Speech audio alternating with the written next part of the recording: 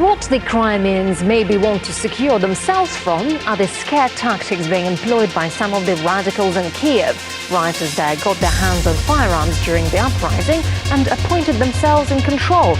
They are dispensing their own brand of enforcement, as Irina Galushka reports. This was supposed to be a step towards a brighter future. But now it's heading in a different direction. No one tells us when to bear arms and when not to. You didn't give them to us, and you won't take them away. You want to take my gun? You want to take away my rifle? You want to take away my knife? You come here and take it. The very same man who happens to be one of the leaders of the group known as the Right Sector could be seen supplementing his words with actions. Я говорю, документы биом. Я с оружием, предупреждаю последний раз. Ты тоже с оружием, а я с оружием, понял чи нет?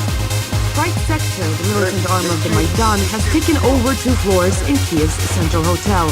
RT's crew caught them breaking into an occupied room. Attention! Don't create problems for yourself. We know you're inside there. Get out with your arms in the air. This is a simple check of identification. We will get inside one way or the other. Don't be afraid. And this in the town of Ivano-Frankivsk. The tree draped with hanging nooses and a sign that reads, Traitors of Ukraine. Though it's not specified who the traitors are, and today's Ukraine many can fit the bill. Former officials, police, Russians, Jews, anyone associated with the former ruling party of the regions. Instilling fear is now a tactic for those who claimed to be peacefully demonstrating for democratic reforms. Irina Galushka, RT. Meanwhile, in Ukraine's capital, the new cabinet has been sworn in, and here are some of them. So, the Deputy Prime Minister also happens to be the second in command of the ultra-right Svoboda party, notorious for rhetoric that often includes Nazi-like, anti-Semitic and xenophobic slogans. Also from Svoboda is the new Ecology Minister. He's known for promoting open access to firearms, but not known for having any expertise in ecology. The new National Security Secretary is actually the founder of the ultra-right party. He also took part in the Orange Revolution in Ukraine a decade ago.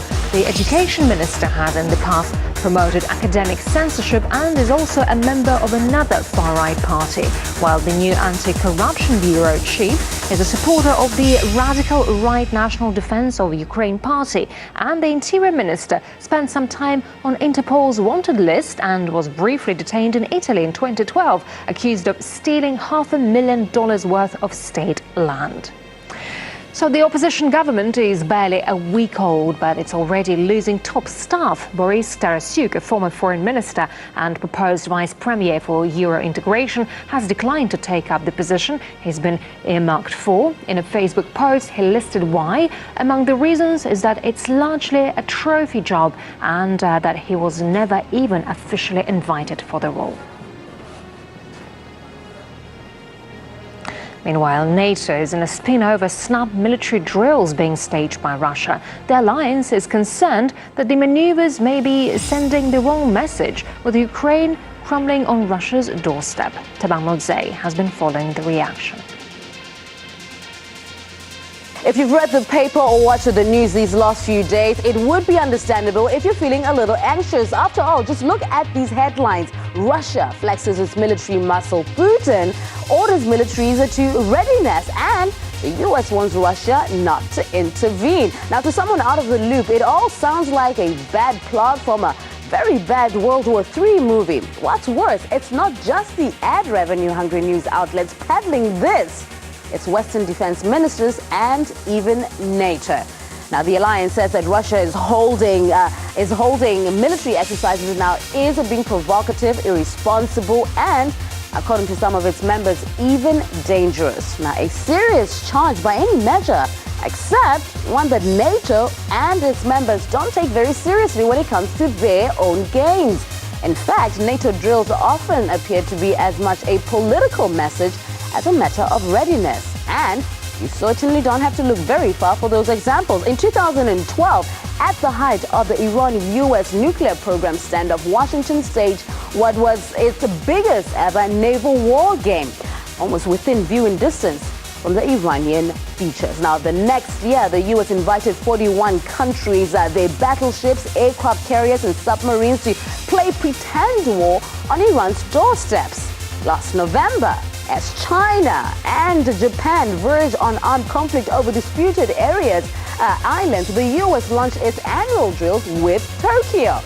Now, once that, by pure coincidence, says Washington simulated an island capture. And let's not forget the U.S. nuclear bombers flying through airspace in China, controversially claimed as its own. That was also, by the way, described as an unrelated Air Force exercise by the U.S. Now, in Korea, where nuclear rhetoric between the South and North was at fever pitch, the U.S. put its contingent there on alert and again held drills aimed officially at countering northern aggression. Now, all these examples just from the past few years. So, perhaps Mr. Rasmussen and U.S. Defense Secretary Chuck Hagel may want to be a little bit more subtle when it comes to them criticizing other countries for holding military drills, especially when they're happening in their own territory.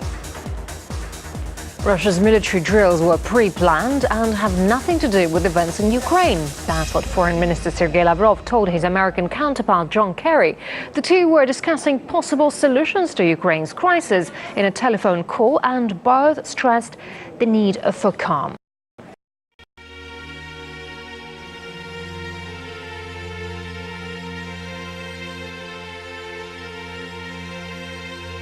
Not even children are immune to the atrocities being committed by these Al-Qaeda rebels.